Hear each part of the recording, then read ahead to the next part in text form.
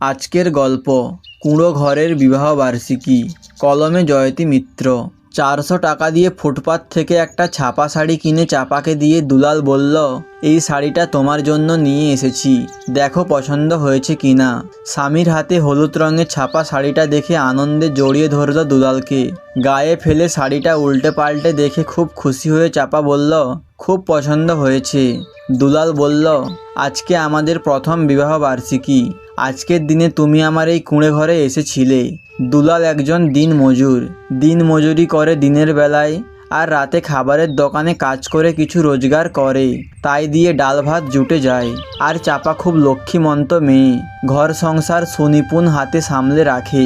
অভাবের সংসারে টাকা না থাকলেও ভালোবাসার অভাব ছিল না। এত ভালো একজন ভালোবাসার মানুষ আসবে তার জীবনে, এ কথা কোনোদিন স্বপ্নেও ভাবেনি চাপা। সেই ছোটবেলায় বাবা মাকে হারিয়ে মামার বাড়িতে ঠাঁই হয়েছিল।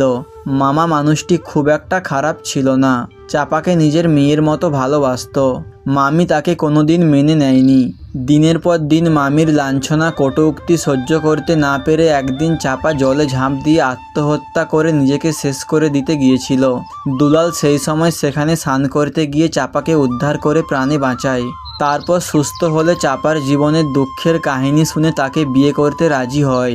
দুলালও খুব একা ছিল, বাবা মা কেউ ছিল না। এক দিদি ছিল, সে ভাইয়ের কোনো খোঁজ নিত না। মন্দিরে চাপাকে বিয়ে করে নিয়ে এসে তার ছোট কুঁড়ে ঘরে তোলে দুলালেরও শূন্য জীবনটা ভালোবাসায় ভরিয়ে দেয় চাপা।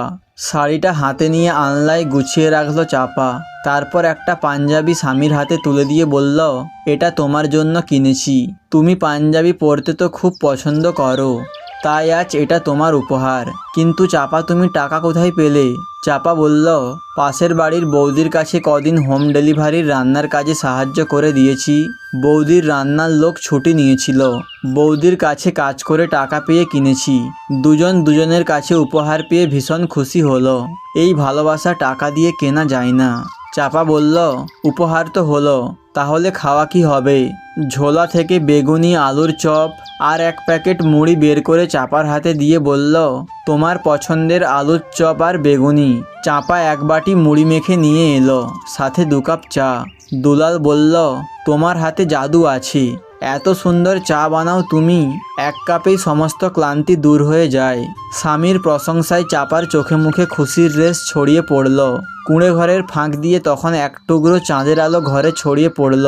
চাঁদের আলোয় দুজনের বিবাহ বার্ষিকী যাপন একটা আলাদা আনন্দের মাত্রা এনে দিল দুজনের মনে।